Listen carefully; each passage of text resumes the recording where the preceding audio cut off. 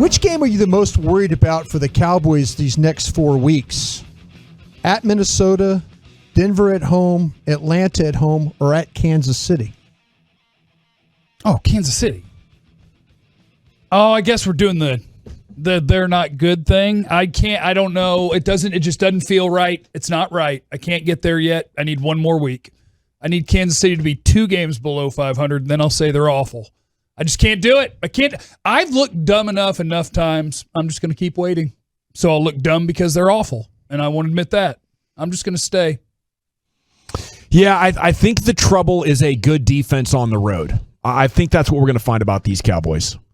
And I think Kansas City is better than Minnesota, but I think Minnesota's going to get more matchup problems. I'll go with the Vikings. Toughest out of the next 4 opponents. I kind of feel the same way. I think this Minnesota game is going to be the one you need to worry about the most. I think by the time you get to Kansas, trying to bench the quarterback for the one that's the hardest. No, he's going to play. I'm just saying, me personally, I would give it some thought.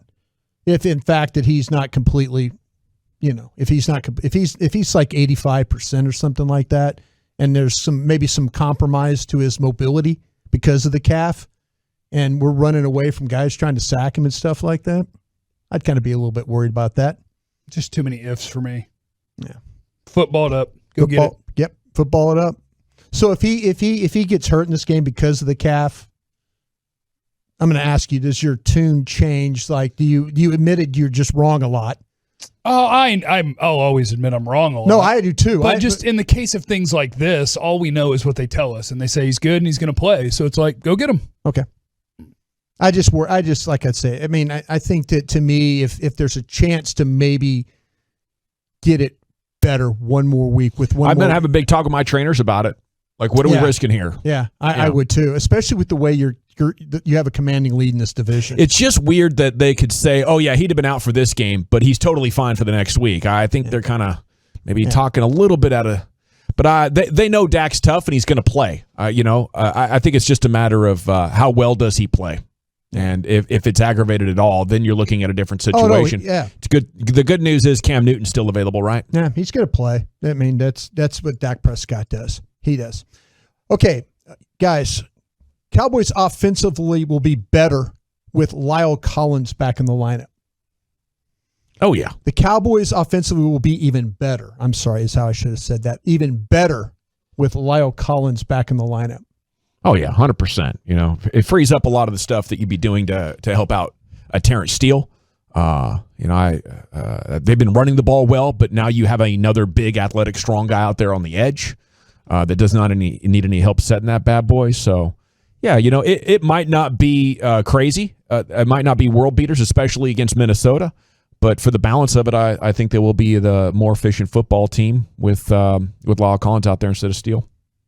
Yeah, he's a better player than Terrence Steele. So by default, and it's weird because they are averaging 34 points something a game. So does it necessarily show up as now you score 38? Yeah. I don't know because they're on such a really good pace.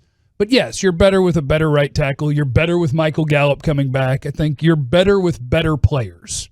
So yeah. Yeah, I think to me, when you mention the numbers and stuff, I think there's certain things that they will be better at. I think maybe some of the short yardage offensive stuff that we've had problems with, maybe that will take care of it. That'll help, yeah. That's where I think if they get in those 3rd and 1s, 3rd and 2s, those kinds of situations, or get down on the goal line, I think having Lyle Collins in there playing at tackle is better than having Terrence Steele in those short yardage situations. So if you say, they're going to get better offensively, I think that's the one area I think that they're going to get better at. Okay, Mike McCarthy is 16-6-1 lifetime against the Vikings. Is that a good stat or it doesn't matter? It doesn't matter. Like, to me, that's the same as the Cowboy stats going into New England or whatever, where I'm like, look, the Cowboy players right now, they don't care. Mm-hmm. Like, most of them have played there, once? So it's like, whatever. They got to win. They got to win their last year. So with McCarthy, yeah. But it's just like, if something doesn't really like that, that's fine. That was a bunch of games when it was Green Bay against Minnesota. Mm-hmm. I guess because Minnesota still has the same head coach. Yeah, it's a little bit relevant. He's 4-1 versus Zimmer lifetime. Yeah, so I guess that's relevant, but they know each other. It's a matter of, is your team better than their team? Like, I don't think he's 16-6-1 against the Vikings because he's infinitely better at coaching than Mike Zimmer. Mm-hmm. I think he had a better football team. So I don't buy into all of these games because those games weren't even with this team. Yeah, I think you're looking at a really tough run of quarterbacks for the Vikings. And Kirk Cousins is probably the best of them when you're looking at Christian Ponder and Teddy Bridgewater, Sam Bradford, Case Keenum. So I think, 16-6-1, maybe outperforming expectation a little bit. Maybe he does have Mike Zimmer's number or knows how to match up against those kind of teams. But I do agree with Jeff for the most part that it's just a reflection of who's had the better players.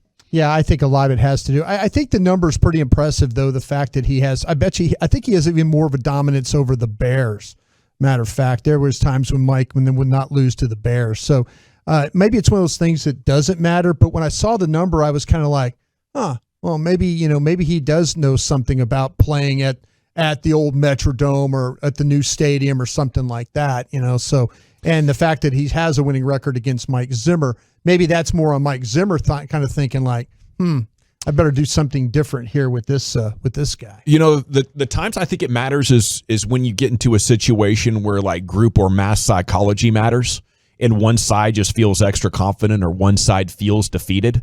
But I don't think that is going to matter just because it's the two head coaches. I think it's something about the brand, the colors, the location, stuff like that affects that sort of dynamic. Gotcha, man. Who has the advantage at receiver at this game, the Cowboys or the Vikings? That's a really good question. Cooper's banged up. Jefferson, yeah. Is Thielen healthy? Yeah. Because if they're both healthy, he's been with a foot a little bit, I heard. Yeah. Wow, that's a tie. That's what you're looking at right there. Pretty good tie with Gallup out. Kind of is a tie. If you give me healthy Amari Cooper, Cowboys. If you give me banged up Amari Cooper, it's a push. And I think if people watch the sound of the sidelines, you'll see like the idea that, hey, Coop is playing through some things is not an idea. Yeah. His teammates are talking about it on the sideline. Yeah. When he made that catch in the fourth, they're like, dude, and they only in the audio included the two things we know about, which means there was probably more. And they're like, hey, just only the ones that are out there, please. But his teammates are like, that dude's a freaking warrior. It was the best moment of the week 6. Yeah, it's great. I think to me, like when we start talking about the Cowboys wide receivers and stuff, and Amari, like we were mentioning CeeDee Lamb. I know, Jeremy, when you and I were doing the broadcast the other day, talking about him, and you're like, well, can you include Coop? And I'm like, well, I can't include Coop because I don't think Coop's completely healthy. Yeah. But I would me personally, I think I'd tip the cap to the Cowboys of having an advantage. If all things were being equal, I think the Cowboys would have an advantage over this crew at receiver. Yeah. I think Thielen's really, really good. I think Jefferson and Lamb, last time I checked, I haven't watched Jefferson this year, but that's about a push. And Thielen versus injured Cooper is about a push. Yeah. But maybe Amari healthy brings it up just barely. Yep. You worry more about the Vikings running game at 128 yards a game or their pass rush with 21 sacks? The first one was running game? Yeah. I think I worry about their running game more, only because I need to actually watch them, but I saw Everson Griffin last year. Yeah. Everson Griffin has 4 sacks. Yeah. I ain't worried about Everson Griffin beating Tyron Smith. I watched him play a year ago. Danielle Hunter's a really good player. Yeah. That's a guy that you're going to have to deal with. Yeah. But I don't think that their pass rush at the end of the year, we're going to look up and go, you know what? It was the Vikings. They had the best pass rush in football. I don't think they have the players for that. I think it's like a small sample size thing that's happening. I think Jeff nailed it. You're much more worried about Dalvin Cook's run game taking over. You can handle their pass rush, especially with La'el Collins coming back. Maybe Dak's calf will make it a little bit more difficult, but I think they'll anticipate that and have him get rid of the ball even quicker. And I think he's already like top 5 in the NFL. But here's the thing. You can run all over Minnesota's ass. Okay, they might be coming after you, but they can't play run defense that well. I think to me, this is where the Cowboys maybe have to. You're right, General. I think they maybe have to turn the tables and say, okay, we're going to find a way to run the ball. And maybe that helps Dak Prescott and him not having to deal so much with that pass rush. So, but I do worry if the Vikings are able to have success and can control the front, them running the football. That's like one of the most demoralizing things you could do to a football team. We saw what happened with Cleveland coming in here And I know it's a completely different defense with Mike Nolan stuff, but when you get demoralized running the football, it affects your whole team. And so I do worry about the Vikings. I think they can handle their pass rush, but if they get going in the running game, I think that's something that won't help the Cowboys very much.